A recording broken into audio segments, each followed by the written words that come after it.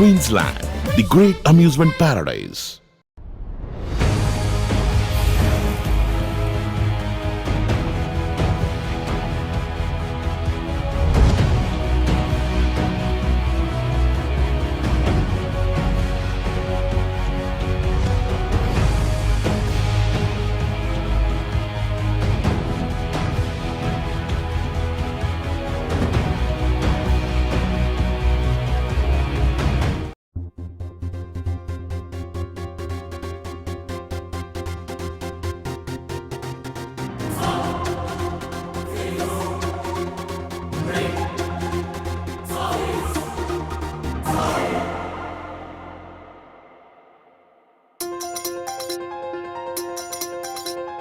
துதிகன மகிமையெல்லாம் நம் இயேசுவுக்கு செலுத்திடுவோம்.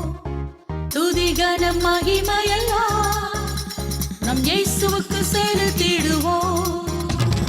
ராஜாதி ராஜாவுக்கே மகிமையை செலுத்திடுவோம்.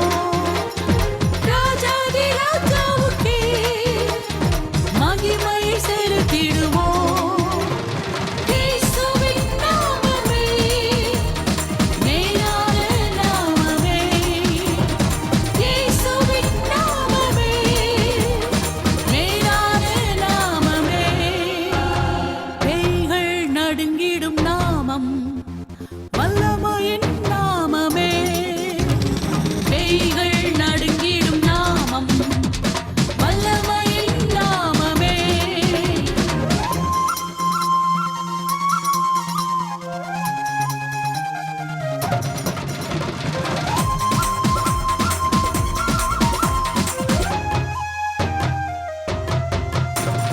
ரட்சிப்பை தந்திடும் நாமம் இயேசுவின் நாமமே.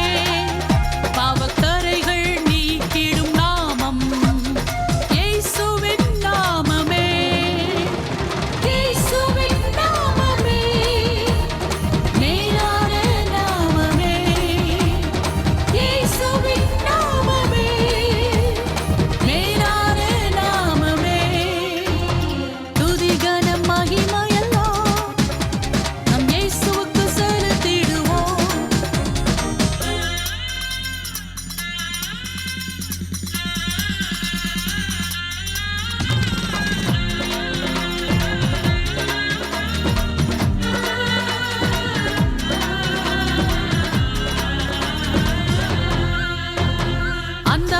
வல்லமையை அளிக்கும் இயேசுவின் நாமமே. பலவீன ஆவியை விரட்டும் இயேசுவின் நாமமே. இயேசுவின் நாமமே மேலான நாமமே. இயேசுவின் நாமமே மேலான நாமமே. துதிகன மகிமை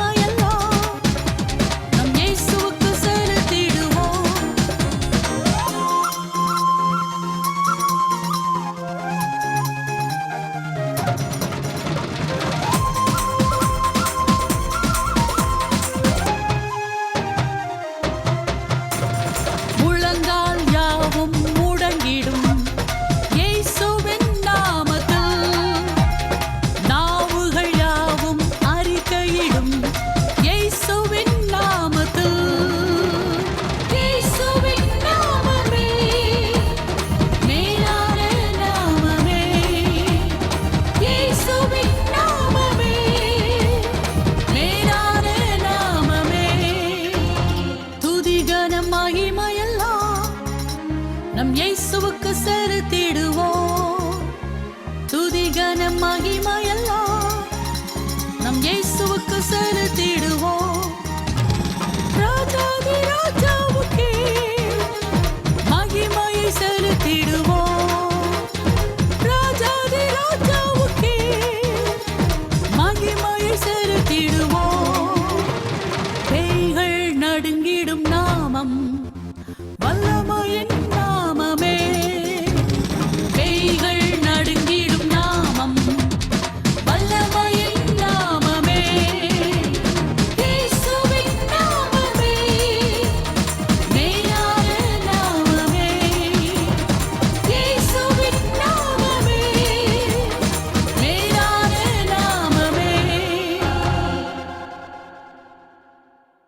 இயேசு கிறிஸ்துவின் இனிய நாமத்தில் உங்களை வாழ்த்துகிறேன். இந்த மாதம் கர்த்தர் நம்மோடு பேச விரும்புகிற வார்த்தை, வஞ்சிக்கப்படாத வாழ்வு நமக்கு வேண்டும். கடைசி நாட்களிலே நாம் இருக்கிறோம். பலவிதமான வஞ்சிக்கத்தக்க காரியங்களும் உபதேசங்களும் நம்முடைய வாழ்க்கையிலே அது நமக்கு எதிராய் வரும். நாம் ஜாக்கிரதையோடு கூட நாம் கர்த்தருடைய வசனத்தை தியானித்து அவருடைய வார்த்தையின்படி, அவருடைய கற்பனைகளின்படி, அவருடைய கட்டளைகளின்படி வாழ கற்றுக்கொள்ள வேண்டும் என்று வேதம் சொல்கிறது. ஆகவே வஞ்சிக்கிறது என்பதை நாம் பார்க்கும் பொழுது, ஒன்று, நம்மை நாமே நாம் வஞ்சித்துக் கொள்வோம். சில காரியங்களிலே நம்மை நாமே ஏமாற்றிக்கொள்வோம். நம்ம பரிசுத்தமாக இருக்கிறோம், நம்ம நல்ல ஒயிட் அண்ட் ஒயிட் ட்ரெஸ் போட்டு ஆலயத்துக்கு போகிறோம், அதனால் நம்ம ரொம்ப பரிசுத்தமாக இருக்கிறோம் அப்படின்னு நம்ம நினச்சிக்கிடுவோம். ஆனால் அது ஒரு விதமான வஞ்சனை. பிசாசு சொல்லுவான், நீ ரொம்ப பியூராக இருக்க, உன்கிட்ட ஒரு பழுதும் இல்லை, யூ ஆர் நாட் அ சின்னர் அப்படின்னு சொல்லி கொடுப்பான். ஆனால் அப்படி இல்லை. ஒருத்தர் தன்னிடத்தில் பாவம் இல்லைன்னு சொன்னாலே அவன் வஞ்சிக்கப்பட்டவன் தான். ஸோ எவ்ரிடே ஆண்டவர் சமூகத்துக்கு போய் நம்ம காரியங்களை, நம்ம குறைகளை அறிக்கையிட்டு அவரோடு ஒப்புரவாகணும். அதுதான் வேதம் சொல்லுது. ஆகவே ஒரு சில நேரங்களிலே நாம் நம்மை நாமே வஞ்சித்து கொள்கிற ஒரு அனுபவம். இன்னொரு விதமான டிசப்ஷன் எப்படி இருக்குதுன்னா, வஞ்சனை எப்படி இருக்குதுன்னா, மனிதர்கள் வேதத்தை வேறு விதமாய் போதித்து தங்களுக்கு லாபம் வருகிறபடி, தங்களுக்கு ஏதாவது ஆதாயம் கிடைக்கும்படி அவர்கள் போதித்து, மனுஷர்களை பிரியப்படுத்துகிற வார்த்தைகளை போதித்து நம்மை வஞ்சிப்பார்கள். இந்த வஞ்சனையெல்லாம் என்ன, கடைசியில் என் ரிசல்ட் என்னென்னா, நாம் தேவ ராஜ்யத்துக்குள் பிரவேசிக்க முடியாது, பரலோகத்துக்குள்ளே போக முடியாது. அப்போ இந்த உலகத்தில் நம்ம கிறிஸ்தவங்களாக இருக்கிறதுக்கு முதல் காரணம், நாம் அவருடைய நாமத்திலே ரட்சிக்கப்பட்டு அதை விசுவாசித்து பாவமில்லாத ஒரு வாழ்க்கைக்கு, நீதியுள்ள ஒரு வாழ்க்கைக்கு நாம் வந்த பிறகு நாம் பரிசுத்தமாய் வாழ அழைக்கப்பட்டிருக்கிறோம். சுத்தமான ஒரு வாழ்வு, புளிப்பில்லாத ஒரு வாழ்வு நமக்கு தேவை என்று கர்த்தர் சொல்லுகிறார். அதை நாம் புதிய ஏற்பாடு முழுவதும் வாசிப்போம் என்றால், கிறிஸ்துவின் உபதேசங்கள் மிக தெளிவாக நமக்கு சொல்லுகிறது. ஒருவனுக்கு ஒரு கண் இடறல் உண்டு பண்ணினால் அந்த கண்ணை பிடுங்கி போடு. நீ ஒரு கண்ணுடையவனாய் பரலோகத்துக்கு வந்தால் பரவாயில்ல. உன் கை இடறல் உண்டாக்குனா ஒரு கையை கூட தரிச்சு போடு. நீ 2 கையுடையவனா நரகத்துக்கு போகிறத விட ஒரு கையுடையவனா நீ பரலோகத்துக்கு வான்னு சொல்லி சொல்கிறார். அப்போ ஆண்டவர் நமக்கு ஒரே பேரான குமாரனை நமக்கு தந்தருளி, அவரை விசுவாசிக்கிறவன் எவனோ அவன் கெட்டு போகாமல் நித்திய ஜீவனை அடைய வேண்டும் என்பதுதான் அவருடைய நோக்கம். இந்த பூமி மீட்புக்குள் வர வேண்டும், நாமும் பரலோக பிரஜையாய் போகணும். இந்த பூமியின் வாழ்க்கை முடிந்த பிறகு நமக்கு ஒரு பெரிய வாழ்வு இருக்கிறது. That is the everlasting life. அந்த அந்த அந்த நித்தியமாய் வாழ்கிற வாழ்க்கைக்கு இந்த பூமியிலே நாம் நம்மை தயார்படுத்தி கொள்ள வேண்டும். ஆனால் இதுக்கு போகக்கூடாதபடி சில வஞ்சனையான போதகங்களும், பிசாசு நமக்கு கொடுக்குற வஞ்சனையான ஆலோசனைகளும் நம்மை நாமே வஞ்சித்து கொள்ளுகிற ஒரு நிலைமைக்கு தள்ளப்படுகிறோம். அதை குறித்து தான் இன்றைக்கு நாம் தியானிக்க போகிறோம். இது ரொம்ப முக்கியமான ஒரு டாபிக். ஏன்னா we are at end time. கடைசி நாட்களில் நம்ம வாழ்ந்துட்டுருக்குறோம். நம்ம நாமே வஞ்சிக்கப்படாத ஒரு வாழ்வுக்குள் நாம் வாழ வேண்டியது அவசியமாக இருக்கிறது. 1 தீமோத்தேயு 4:1 சொல்கிறது, ஆகிலும் ஆவியானவர் வெளிப்படையாய் சொல்லுகிறபடி பிற்காலங்களிலே மனசாட்சியிலே சூடுண்ட பொய்யருடைய மாயத்தினாலே சிலர் வஞ்சிக்கிற ஆவிகளுக்கும் பிசாசின் உபதேசங்களுக்கும் செவி கொடுத்து விசுவாசத்தை விட்டு விலகி போவார்கள். அப்போ கடைசி நாட்களில் இயேசு கிறிஸ்துவின் மேல் உள்ள விசுவாசத்தை விட்டு விலகி போகும்படி, மனசாட்சியிலே சூடுண்டன, மனசாட்சி செத்து போனவன் அவன் மாய்மாலமாய் வஞ்சிக்கிற ஆவிகளை தனக்குள்ளே வைத்து கொண்டு பிசாசின் உபதேசங்களை அவன் போதிப்பான். நீ இப்படியே இருக்கலாம், நீ அப்படியே இருக்கலாம், நீ எப்படியே இருக்கலாம், ஆனால் ஆண்டவர் உன்னை மன்னிச்சிடுவார், அதான் கிருபை அப்படின்னு சொல்லி கொடுப்பான். இப்படியும் இருக்கலாம், எப்படியும் இருக்கலாம், நீ எப்படியும் வாழலாம், அதுதான் கிருபைனா அது இட்ஸ் அ ஃபூலிஷ் டீச்சிங். இல்லை, நீ ஆண்டவர்கிட்ட வர்றியா, இம்மைக்குரிய ஆசீர்வாதங்களை அள்ளி அள்ளி அள்ளி தேவன் தருவார். இது ஒரு ப்ராஸ்பரிட்டி காஸ்பல். சரியான பகிர்த்து போதிக்கிற ஒரு போதனை இல்லாதபடி உலகத்திலே உங்களுக்கு உபத்திரவம்னு இயேசு கிறிஸ்து சொல்லியிருக்கிறாரு. உபத்திரவத்தை பற்றியே சபைகள் போதிக்கலைன்னா எப்படி? அப்போ உபத்திரவ நாட்கள் அவன் எப்படி ஆண்டவரை பற்றி கொண்டு நிலைத்திருப்பான்? விசுவாசத்தை விட்டு விலகி போகிற காரியங்களை இந்த கடைசி நாட்களிலே பிசாசானவன் பல வழிகளிலே போதிக்கிறதை நாம் பார்க்கிறோம். ஆராதனை மூலமாய், உபதேசங்கள் மூலமாய் பிசாசு பயங்கரமாய் இன்றைக்கு மனிதர்களை ஒரு வஞ்சக வலைக்குள்ளே சிக்க பண்ணி கொண்டிருக்கிறான். ஆகவே ஜீவனுள்ள தேவன் உங்களோடு பேசி கொண்டிருக்கிறார். இது நான் விளையாட்டாக பேசி கொண்டிருக்கல, விளையாட்டாக இந்த செய்தி எடுக்கலை. ஆண்டவர் சொல்கிறத உங்களுக்கு போதிக்கும் பொழுது தயவு செய்து இதை நீங்கள் ஏற்றுக்கொள்ளுங்கள். ஏனென்றால் இன்றைக்கி அப்படிப்பட்ட ஒரு பொய்யான வஞ்சிக்கிற உபதேசங்களை நாம் கேட்டுக்கொண்டிருக்கிறோம். காதுக்கு ரொம்ப இனிமையாக இருக்கும், வாய்க்கு ரொம்ப ருசியாக தான் இருக்கும், உள்ளே போனால் தான் அங்கே எல்லாம் கலக்கம். ஜாக்கிரதையாய் வாழ வேண்டிய காலம். 1 தீமோத்தேயு 4:2-3 சொல்கிறது, விவாகம் பண்ணாதிருக்கவும் விசுவாசிகளும் சத்தியத்தை அறிந்தவர்களும் ஸ்தோத்திரத்தோடு அனுபவிக்கும்படி தேவன் படைத்த போஜன பதார்த்தங்களை விலக்கவும் வேண்டுமென்று அந்த பொய்யர்கள் கட்டளையிடுவார்கள். நீ கல்யாணமே பண்ணக்கூடாது, அதுதான் ஒரு பரிசுத்தம் அப்படின்னு சொல்லி கொடுப்பான். அன்னகர்களாக அழைக்கப்பட்டவர்கள் இருக்கிறாங்க. அழைக்கப்பட்டவர்கள் பவுலடியாரை போல கல்யாணம் பண்ணாமல் உபதேசிக்க அவங்க உபதேசிகளாக போனாங்கன்னா that was the calling given by Lord God to Paul. ஆனால் அது எல்லாருக்கும் கிடையாது. இது எல்லாருமே கல்யாணம் ஆகாமல் உட்காந்துக்கோன்னா அப்புறம் நாட்டில் எங்கேருந்து சந்ததி வர்றது? பக்தியுள்ள சந்ததி எங்கேருந்து வரும்? ஸோ இப்படிப்பட்டது. அடுத்தது உணவுகளை அதை சாப்பிடாத இது சாப்பிடாத, எல்லாத்தையும் ஸ்தோத்திரத்தோடு நம்ம ஜெபிச்சு சாப்பிட்றதுக்கு தான் கடவுள் கொடுத்துருக்காரு. ஆனால் அப்படிப்பட்ட பொய்யான போதகங்கள் நம்மளை வஞ்சிக்கக்கூடியவைகள் என்று வேதம் சொல்லுகிறது. இந்த வஞ்சனைக்கு நீங்கள் உட்படாதிருங்கள் என்று வெகு தெளிவாக வேதம் நமக்கு சொல்கிறது. தேவ பிள்ளைகளை, நாம் ஜாக்கிரதையாய் ஓட வேண்டிய காலம். சரி சிஸ்டர், நாங்கள் வஞ்சிக்கப்படாதபடி இருக்கிறதுக்கு நாங்கள் என்ன செய்யணும்? முதலாவது பைபிள் எடுத்து ஒழுங்காக வாசிக்கணும். இன்றைக்கி என்ன இந்த உலக மக்கள் செய்கிறாங்க தெரியுமா? தேவ ஊழியர்களை தெய்வமாக்கிடுறாங்க. தெய்வமாக்கிட்டு எதுக்கெடுத்தாலும் போய் அந்த ஊழியக்காரன்ட்ட போய் தலையை கொடுத்து முழங்கால போட்டு குறி கேட்குற மாதிரி கேட்காத. கர்த்தர் அருவருக்கிறார். ஆண்டவர் உன் கூடையும் பேசுவார், அந்த ஊழியக்காரன்ட்டையும் பேசுவார். ஆண்டவர் உன்னோடு தான் பேசுறதுக்கு அவர் வாஞ்சையோடு இருக்கிறார். அந்த தேவன் வேதாக வார்த்தைகளை நம்ம ஒவ்வொரு நாளும் தியானித்து வாசித்து அந்த பரிசுத்த ஆவியானவருடைய துணையோடு கூட நம்ம வாசிக்கும் பொழுது சத்திய ஆவியானவர் சகல சத்தியத்தையும் நமக்கு போதிக்கிற தேவன் என்று வேதம் சொல்கிறது. சகல சத்தியத்தையும் உனக்கு போதிக்கிறதுக்கு ஒரு பரிசுத்த ஆவியானவர் இருக்கிறார். ஒழுங்கா வேதத்தை வாசிங்க. ஆண்டவரே எனக்கு போதிங்கன்னு சொல்லுங்க. ஆண்டவரே நான் அதை பின்பற்றி நடக்க எனக்கு கிருபை தாங்க, உதவி செய்யுங்கன்னு கேளுங்க. ஆண்டவர் நிஜமாகவே உங்களுக்கு உதவி செய்வார். 40 நாள் உபவாசம்னு சொல்லிட்டு சும்மா டம்பட்டை அடிக்காமல் அந்த 40 நாள் வேத வசனத்தில் தியானத்தில் நீங்கள் காத்துருங்க. அந்த வேத வசனத்தை 40 நாள் தியானிங்க. ஆண்டவர் உங்களோட பேசுவார். இதற்காக நீங்கள் ஊழியர்களை அவமதிக்கணும்னு நான் சொல்லலை. நீதிமான்கள் இருக்காங்க, பெரிய ஊழியக்காரங்க இருக்காங்க, கர்த்தரோட முகமுகமாக தரிசிக்கிற தேவ பிள்ளைகள் இருக்காங்க. அவங்கள பார்க்குறது தப்பு இல்லை. ஆனால் அதற்காக அவங்க சொல்கிறதான் வச்சுட்டு வேத வசனத்தை நம்ம வாசிக்காமல், நம்ம தியானிக்காமல், நம்ம சரியாக பின்பற்றாமல் இருந்தோன்னா இப்படிப்பட்ட வஞ்சகமான போதகங்களுக்கு நாம் உட்பட்டு விடுவோம். எதை நிதானிக்கக்கூடிய அளவுக்கு உங்களுக்கு பேசிக்காக ஃபவுண்டேஷன் வேணும். வேத வசனத்தின் ஞானம், அறிவு, தேவனை அறிகிற அறிவு மிக மிக மிக அவசியம் இந்த கடைசி நாட்களிலே. 1 யோவான் 3:7 சொல்கிறது, பிள்ளைகளே நீங்கள் ஒருவராலும் வஞ்சிக்கப்படாதிருங்கள். நீதியை செய்கிறவன் அவர் நீதி உள்ளவராய் இருக்கிறது போல தானும் நீதி உள்ளவனாய் இருக்கிறான். பாவம் செய்கிறவன் பிசாசினால் உண்டாயிருக்கிறான்.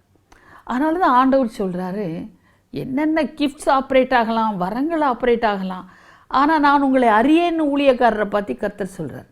நாமத்திலே பிசாசுகளை துரத்தினோம், நாமத்திலே நாங்கள் சுகப்படுத்தினோம், நாமத்திலே எல்லாம் இருக்கட்டப்பா. உன் வாழ்க்கை எப்படி இருந்துச்சு? ஆகவே தான் கர்த்தர் சொல்கிறாரு, அவனவனுடைய கனிகளினாலே அவனவனை அறியணும். அவங்க ஒரு கனியுள்ளவர்களா, கர்த்தருடைய அந்த கனிகள் நல்ல குணாதிசயங்களை உடைய தேவ பிள்ளைகளாக இருக்கிறார்களா? அதை நம்ம நிதானிக்கணும். நிதானிச்சுட்டு ஒருவரும் உங்களை திசை திருப்பாதபடி, அவங்க உண்மையுள்ள தேவ பிள்ளைகள்னா கர்த்தர் நீதியுள்ளவராய் இருக்கிறது போல அவர்களும் நீதியுள்ளவர்களாய் இருப்பார்கள். பாவம் செய்கிறவன் பிசாசினால் உண்டாயிருக்கிறார். அப்போது தேவராஜ்யத்தில் யார் தான் பிரவேசிப்பா? அதுக்கு அழகான பதில் 1 கொரிந்தியர் 6ஆம் அதிகாரம் 9-11 வசனங்கள் சொல்லப்பட்டிருக்கிறது. இதில் இந்த குவாலிஃபிகேஷன், இந்த ஸ்டாண்டர்ட்ஸ் என்னெல்லாம் பார்ப்போனோமோ அந்த 1 கொரிந்தியர் 6ஆம் அதிகாரம் 9-11. ஃபஸ்ட்டு, அநியாயக்காரன் தேவராஜ்யத்தை சுதந்தரிப்பது இல்லை என்று அறியீர்களா? அநியாயக்காரன் தேவராஜ்யத்தில் பிரவேசிப்பதில்லை என்று அறியீர்களா? வஞ்சிக்கப்படாதிருங்கள். தெளிவாக பவுலுடைய எழுதுகிறார், வஞ்சிக்கப்படாதிருங்கள். எதில் வஞ்சிக்கப்படுறோம்? வேசி மார்க்கத்தாரும், விக்கிரக ஆராதனைக்காரரும், விபச்சாரக்காரனும், சுய புணர்ச்சிக்காரனும், ஆண் புணர்ச்சிக்காரனும், திருடரும், பொருளாசைக்காரரும், வெறியரும், உதாசீனரும், கொள்ளைக்காரரும் தேவ ராஜ்யத்தை சுதந்தரிப்பதில். There are 10 points written there. வேசி மார்க்கம், விக்கிரகாராதனை, விபச்சாரம், சுய புணர்ச்சி, ஆண் புணர்ச்சி, திருடர், பொருளாசைக்காரர், வெறியர், உதாசீனம் பண்ணுகிறவர்கள், கொள்ளையர்கள், கொள்ளைக்காரன் தேவராஜ்யத்தை சுதந்தரிப்பதில்லை. அப்போது தேவராஜ்யத்தை நம்ம இப்படிப்பட்ட கேட்டகரி பீப்புள் சுதந்திரிக்கவே முடியாது. ஒருவன் உங்களை லிபரலாக விபச்சாரம் பண்ணிக்கோ, ஆண்டருடைய கிருபை இருக்குது அப்படின்னு ஒருத்தன் டீச் பண்ணான்னா அந்த teaching is not from the word of God. நீ என்னவும் பண்ணிக்க, இங்கேயும் போய்க்க அங்கேயும் போய்க்க, விக்கிரகத்தையும் வணங்கிக்க அப்படின்னு சொன்னான்னா that is not the true word of God. ஆணுக்கு ஆண், பெண்ணுக்கு பெண் கல்யாணம் பண்ணிக்கலாம். சபையில் வந்தால் நாங்கள் அவங்களுக்கு பேப்டிசம் கொடுப்போம், அவங்கள தாங்குவோன்னா அவன் சரியான தேவனுடைய வார்த்தையை பின்பற்றுகிற மேய்ப்பன் அல்ல. வெகு தெளிவாக இருக்குது. சுய புணர்ச்சிக்காரர், ஆண் புணர்ச்சிக்காரர், இவங்கெல்லாம் தேவராஜ்யத்துக்கு வரவே முடியாது. இன்றைக்கு உலகம் பலவித பொய்களினால் நிறைந்திருக்கிறது. சபைக்குள்ள அந்த பொய்யை விதைக்கிறதுக்கு இன்னைக்கு பிசாசு இருக்கிறான். சபைக்குள்ள இந்த வஞ்சக வார்த்தைகளை சொல்லிக்கிட்டு இருக்கான். இதை பின்பற்றி போகிற ஒரு கூட்டம் இருக்கு. இந்த கூட்டம் தேவராஜ்யத்துக்குள்ள வர முடியாது. ஹல்லேலூயா. நீ வஞ்சிக்கப்படாத ஒரு வாழ்வுக்குள் வரவே கர்த்தர் உன்னை அழைக்கிறார். தீய உபதேசங்களுக்கும் கள்ள உபதேசங்களுக்கும் மாறுபாடான உபதேசங்களுக்கும் நீங்கள் உங்களை விலக்கி காத்துக்கொள்ளுங்கள். வேத வசனத்தை அனுதினமும் வாசித்து தேவனோடு இருக்கிற ஐக்கியத்தை நீங்கள் பலப்படுத்தி ஆண்டவரோடு நீங்கள் ஐக்கியப்பட்டு வாழும் பொழுது இந்த உலகத்திலே எல்லாவற்றையும் ஜெயம் கொண்டவர்களாய் நீங்கள் மாற முடியும். பரலோகத்திலே ஜீவ புஸ்தகத்திலே உங்களுடைய நாமங்கள் எழுதப்படும். கண்களை மூடுவோம். அன்பு தகப்பனே, இந்த கடைசி நாட்களிலே நாங்கள் வாழ்ந்து கொண்டிருக்கிறோம். எப்படிப்பட்ட வஞ்சனைகளையும் தீய உபதேசங்களையும் கள்ள காரியங்களையும் பிசாசு விதைக்கிறான் என்பதை நாங்கள் கண்டுகொள்ள ஆவிக்குரிய கண்களை ஒவ்வொருவருக்கும் நீர் திறந்துவிடும். எங்கள் வாழ்க்கை அப்பழுக்கில்லாமல் வாழ்வதற்கு எங்களுக்கு உதவி செய்யும்.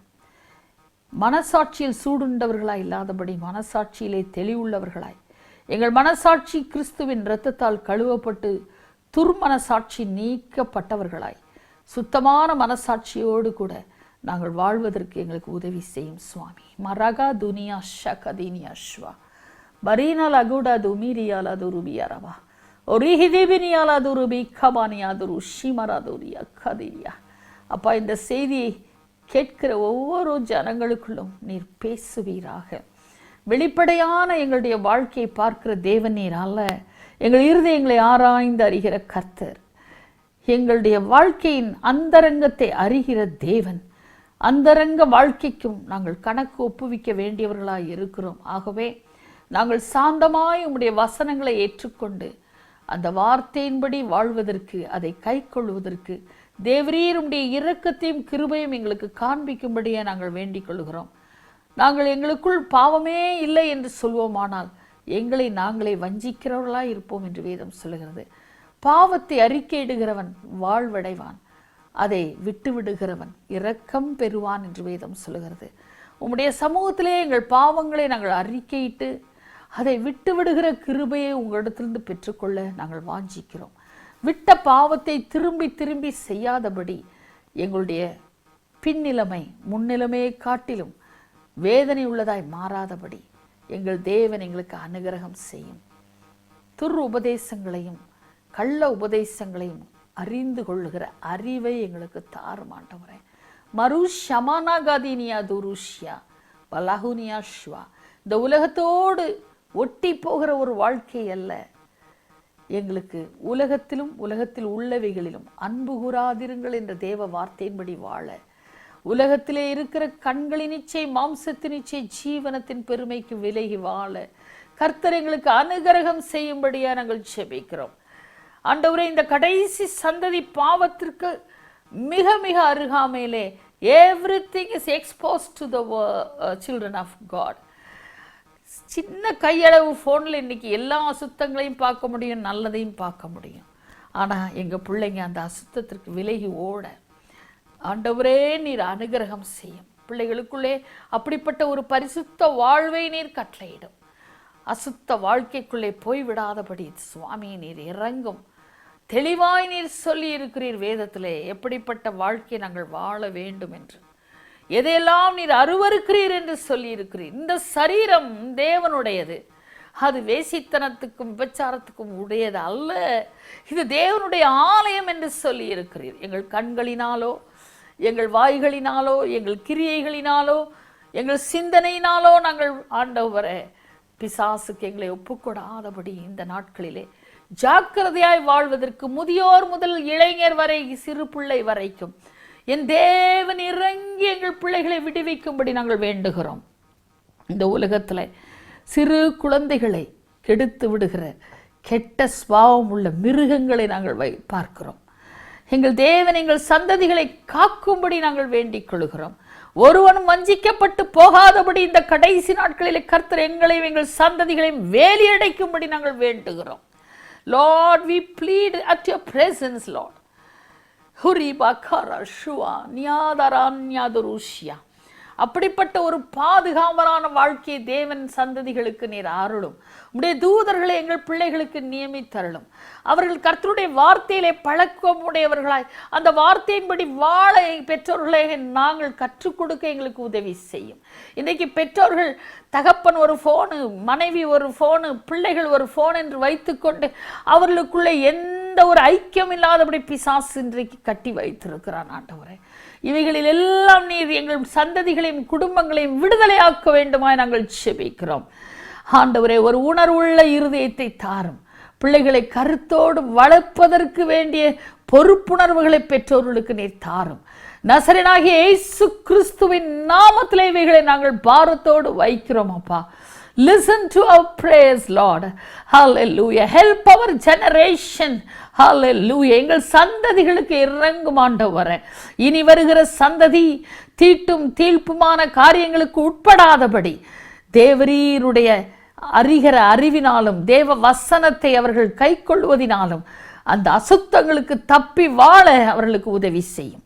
இயேசு கிறிஸ்துவின் நாமத்தில் ஜெபிக்கிறோம் நல்ல பிதாவே, ஆமென்.